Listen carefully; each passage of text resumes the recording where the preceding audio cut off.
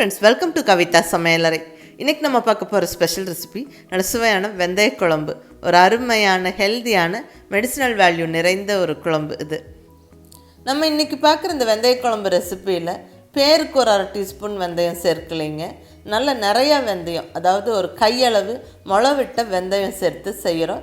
இந்த வெந்தய குழம்பு ரொம்ப நல்லது, நல்ல மெடிசினல் வேல்யூஸ் இருக்குது. வெந்தயம் உடம்பை குளிர்ச்சியாக்கும், நார்ச்சத்து அதிகம். இந்த வெயில் காலத்தில் இந்த முளவிட்ட வெந்தயம் எல்லாம் நம்ம உணவில் சேர்க்கறது ரொம்ப நல்லதுங்க.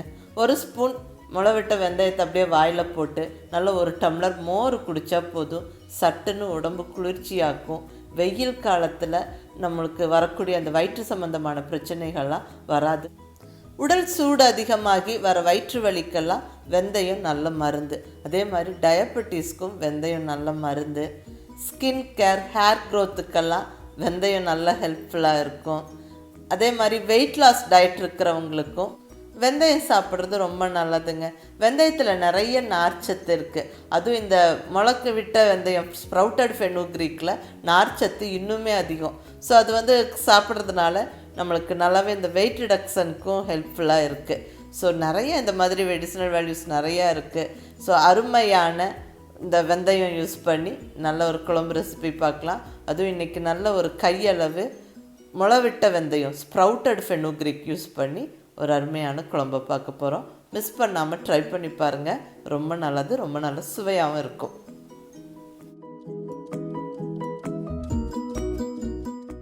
இப்போ இங்கே ஃபஸ்ட்டு ஸ்டெப்பாக நம்ம புளி கரைசல் ரெடி பண்ணி வச்சாச்சுங்க.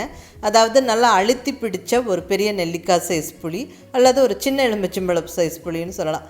நல்லா ஊற வச்சு கரைச்சி வடிச்செடுத்து வச்சாச்சு. ஸோ புளி தண்ணி இங்கே ரெடியாக இருக்குது. அடுத்தது மசாலா வறுத்து அரைச்சிடலாம். இங்கே ஸ்டவ்வில் பேன் வச்சாச்சு.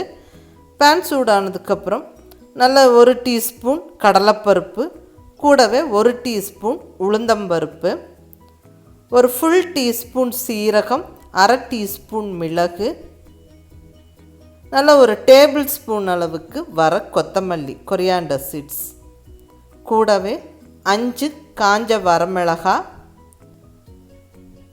இது காரத்துக்கு வேண்டி, கூடவே கலருக்கு வேண்டி 2 காஷ்மீரி சில்லி. அது ஆப்ஷனல், வேணால் சேர்த்துக்கோங்க, இல்லைன்னா ஸ்கிப் பண்ணிவிடுங்க. காரம் உங்களுடைய டேஸ்ட்டுக்கு தகுந்த மாதிரி நீங்கள் அதிகமாகவோ கம்மியாகவோ சேர்த்துக்கோங்க. இப்போ இதில் நல்ல 1 ஸ்பூன் ஆயில் சேர்த்து விட்டு நல்லா வறுத்து எடுத்துடலாங்க. இந்த ஸ்பைசஸ் எல்லாம் நல்லா கொஞ்சம் பொரிஞ்சு வாசனை வர வரைக்கும் வறுபடணும்.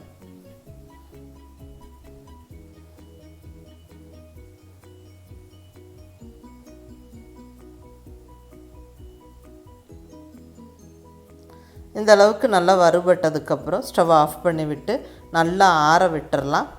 ஆறினதுக்கப்புறமா நல்லா ஒரு மிக்ஸி ஜாரில் சேர்த்து விட்டு இந்த ட்ரை ஸ்பைசஸை ஃபஸ்ட்டு பொடிச்சிட்டு அதுக்கப்புறம் வெட் இன்க்ரீடியன்ட்ஸும் வதக்கி இதோட சேர்த்து அரைக்க போகிறோம்.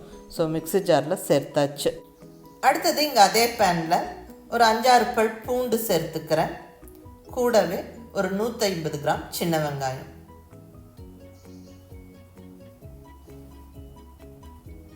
கொஞ்சமாக ஒரு 2 சொட்டு எண்ணெய் விட்டு நல்லா வதக்கிடலாம். 1 நிமிஷம் இந்த பூண்டு வெங்காயம்லாம் கொஞ்சம் வதங்கினதுக்கப்புறமா தக்காளி சேர்த்துக்கலாம். இங்கே 1 தக்காளி, ஒரு மீடியம் சைஸ் தக்காளி கட் பண்ணி சேர்த்துக்கிறேன். இந்த தக்காளியும் நல்லா சாஃப்டாகிற வரைக்கும் வதங்கணும்.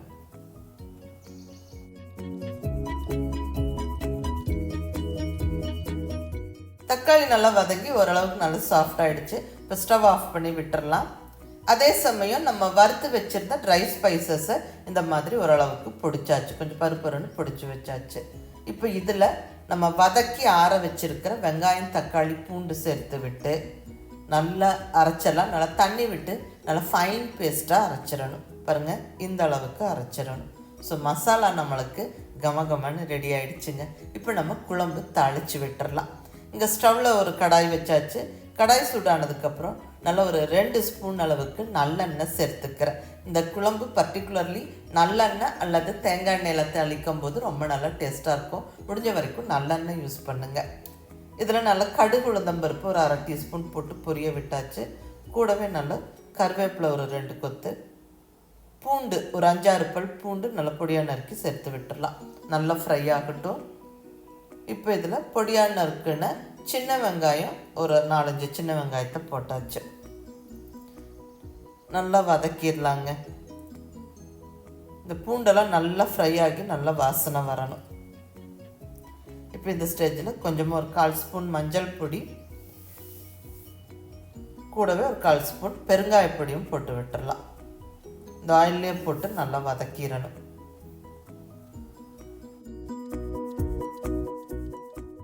இப்போ நம்ம ரெடியாக வச்சுருக்கிற முளைவிட்ட வெந்தயம் சேர்த்துக்கலாங்க. அதாவது ஒரு கையளவு, கிட்டத்தட்ட ஒரு 4 டேபிள் ஸ்பூன் அளவுக்கு முளைவிட்ட வெந்தயம், ஸ்ப்ரவுட்டட் ஃபெனுக்ரிக் சேர்த்தாச்சு. வெந்தயம் நல்லா கொஞ்சம் ஆயிலே நல்லா ஃப்ரை ஆகணுங்க. நல்லா ஒரு 2 நிமிஷம் வறுத்து விட்டுட்டு தான் நம்ம மசாலா சேர்க்கணும். நம்ம இவ்வளோ வெந்தயம் சேர்க்கிறோமே குழம்பு கசக்குமோ அப்படின்னு யோசிக்காதீங்க. ரொம்ப நல்லாயிருக்கும். வத்த குழம்பெல்லாம் எப்படி இருக்குமோ அந்த மாதிரி தாங்க இருக்கும். ஸோ வத்த குழம்பெல்லாம் விரும்பி சாப்பிட்றவங்களுக்கு இந்த வெந்தய குழம்பு ரொம்ப ரொம்ப பிடிக்கும், ரொம்ப நல்லது. இந்த வெந்தய குழம்பு கிட்டத்தட்ட நம்ம வத்த குழம்பு மாதிரியே தான் செய்கிறோம். நல்ல புளிக்கரைசல் சேர்த்து விட்டு நல்ல ஃப்ரெஷ்ஷாக மசாலாலாம் வறுத்தரைச்சி செய்கிறோம். ஸோ ரொம்ப நல்லா டேஸ்ட்டாக இருக்கும். நீங்கள் மிஸ் பண்ணாமல் ட்ரை பண்ணுங்கள், கசப்பெல்லாம் பெருசாக இருக்காது. இப்போ புளி தண்ணி சேர்த்தாச்சுங்க. அதாவது ஒரு நெல்லிக்காய் சைஸ் புளியை ஊற வச்சு கரைச்சி சேர்த்தாச்சு. மூடி வச்சிடலாம். நல்லா கொதிக்கணும். அதாவது இந்த புளிக்கரைசலோட பச்சை வாசனை போகிற வரைக்கும் நல்லா கொதிச்சதுக்கு அப்புறமா தான் நம்ம மசாலா சேர்க்கணும். இப்போ நம்ம அரைச்சி ரெடியாக வச்சுருக்கிற மசாலாவை சேர்த்துடலாங்க. தேவையான அளவு தண்ணியும் சேர்த்துடலாம்.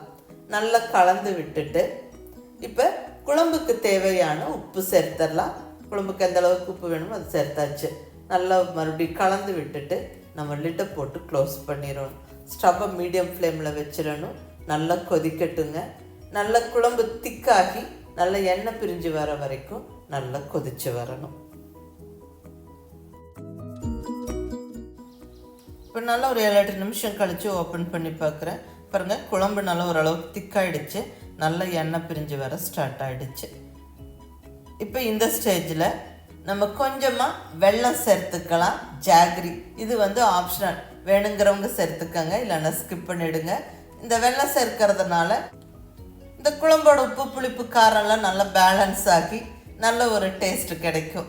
அது புளிக்குழம்புக்கு ஃபைனலாக கொஞ்சம் வெல்லம் சேர்க்கறது நிறையா பேருக்கு பிடிக்கும். ஸோ பிடிச்சவங்க சேர்த்துக்கங்க.